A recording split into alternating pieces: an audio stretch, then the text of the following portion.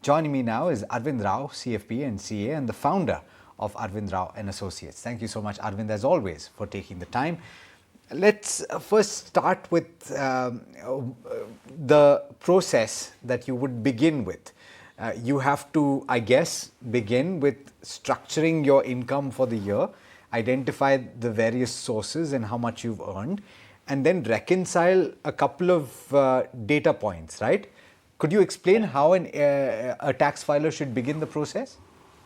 Sure, Alex. So you almost got it right there. So I think the step one is to jot down what are the kind of sources of income that an individual had during the past year, and make a note of that, because basically it's these different types of income sources that will help a person choose what kind of a income tax form they should be using to file their returns. And while they collate this, two things this year. One of it, which is a repeat from the past, something that is new this year, which is reconcile this income with the 26 years. And this is something people have been doing for I think the last 4-5 years now. But what is new this year is the department has launched something called as an annual information statement. Now, this statement is more comprehensive than the Form 26AS in terms of that it not only includes all the data that is available in 26AS, but it also includes data about those income on which there has been no TDS deducted, but the PAN is linked, and hence that information is like available with the department. So all the taxpayers need to note here that reconciliation with the AIS is extremely important, because this is the first year when this has been made available to the public. And Alex, if I may add here that this statement, I think, became accessible on the portal around November, December last year. But by which time many people had already finished the task of filing their returns, so it didn't bother much. But what we observed was in the month of March, probably when the year end was round the corner, a lot of people got mails or SMSs asking them to reconcile some of the information that was available in the AIS, which the department found to be mismatched with their tax return. So I think that was a very important signal that that it is very important that people reconcile this. So I think I'll lay a lot of emphasis for people to not miss this statement for now. Possibilities of the annual income statement or AIS having information or data that is not captured in 26AS? Yes. Yes. No, I'm asking what are the possibilities of that happening? Is there a distinct possibility? Yes, there are. So, for example, savings bank interest, typically there is no TDS deducted on that. So, you never find it in the 26S, but AIS is picking up different accounts across banks and showing up the savings bank interest there. That is one. Number two, even post office savings. So, whether it is a term deposit, whether it is an NSS, MIS, even that kind of interest figure is being thrown up on AIS. Another very important part, Alex, to note here is that when you have done buying and selling of mutual funds or shares, even that information is getting captured under AIS. So it is very beautifully giving you details of purchases done or sales or redemptions done for funds and shares, with totals, with the breakup between the different registrars. And at the same time, and this is the most crucial part, which is dividends. Now, there is an TDS, I mean, when a company is paying TDS, obviously they will deduct TDS only when the dividend is more than 5,000 rupees. But there are smaller dividends that investors may be getting on which TDS is not deducted. So now this information is also available in the AIS, and it lists down all the dividends that a person had received in the past year.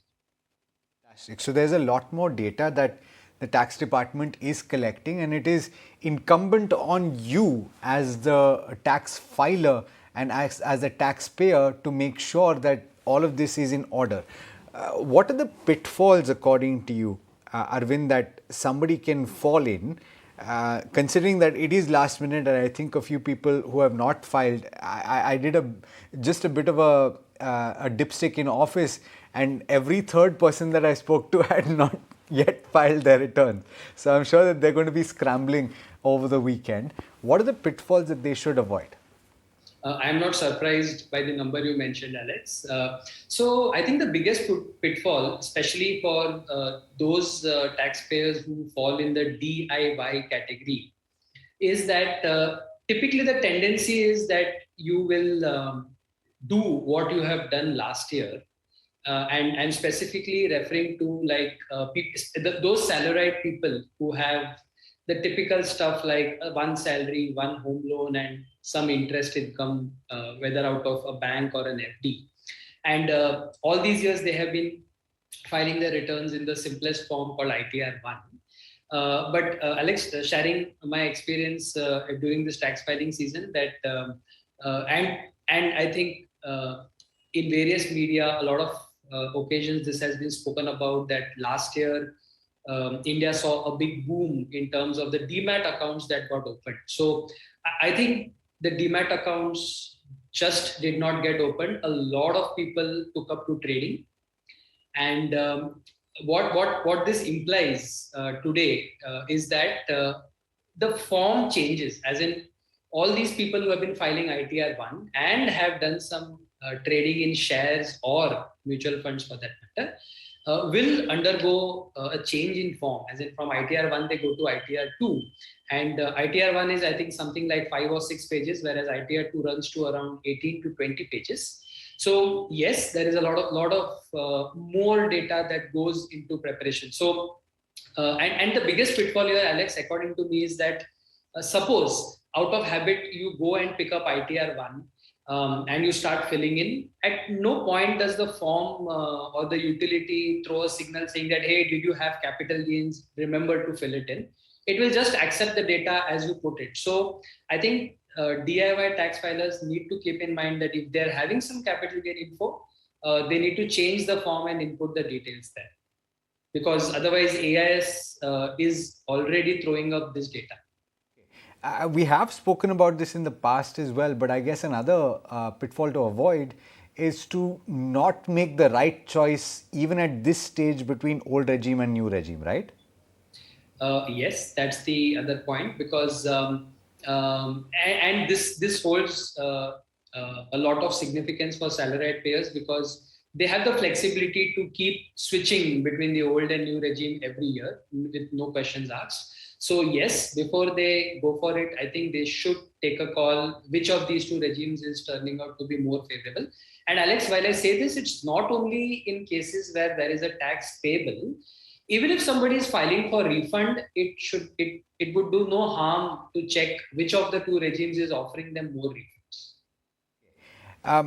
Now, in all probability, we're a couple of days away from the deadline, and the signs are, or the feeling is, that this time around there will not be an extension. I think a lot of people are banking on it. But what happens if you miss the deadline? Because I know that the tax department has been sending regular messages to people to file their income tax returns. What happens if you miss it?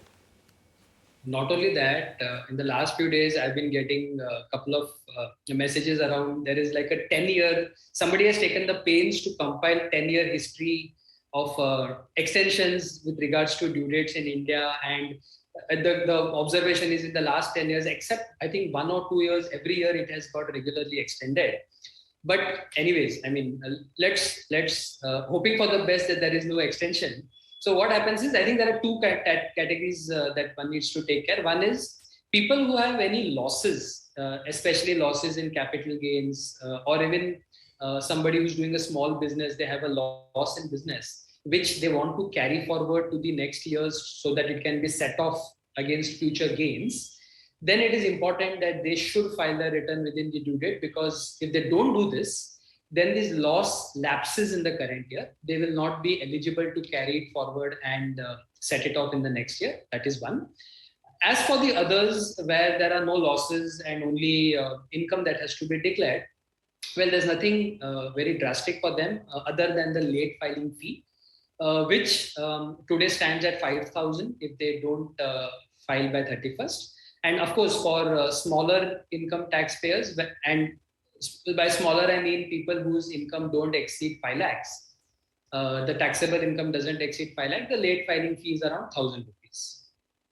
I also want to get this out of the way. Who doesn't need to file a tax return? Has that changed at all over the past couple of years? Okay. So the general rule is all those people whose gross income, that is income before considering any kind of deductions, doesn't exceed 2.5 lakh for the year, is not obligated to file. And I think in one of the previous shows, Alex, we covered this, that there have been certain criterias that have now been included, which say that even if your income has not crossed 2.5 lakhs, still you are liable to file returns. And specifically, it talks about cash deposits above a certain limit, or professionals who are getting gross receipts above a certain threshold. So these people, even if their income doesn't exceed 2.5, they are obligated to file their returns.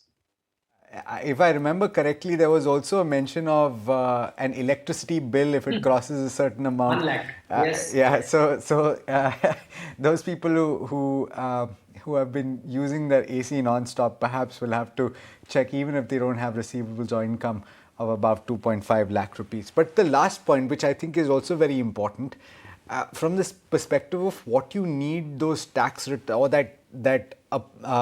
how do you say it? The response from the tax department that you have in fact filed your return. That document, why is that important? So yes, one is, I think it's an obligation on the taxpayer to file his return. So besides that, I think in the last few years, returns are getting more important for some things, like obviously they become the basis for someone's loan eligibility. That is the norm is, the better the income showed in your return, higher is the eligibility for loans, whether it's a home loan or even a personal loan for that matter. I think this is one of the quantitative aspects.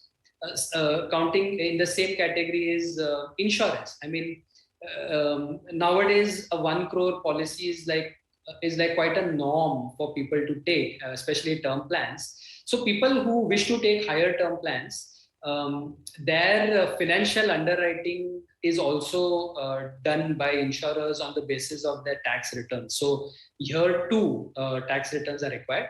And some of the qualitative aspects, like a lot of countries where you want to visit on a vacation and you want to process the visa, the consulate also asks people to submit their tax returns. So I think, Alex, these are at the top of my mind, some of the tangible benefits that accompanies for filing of returns.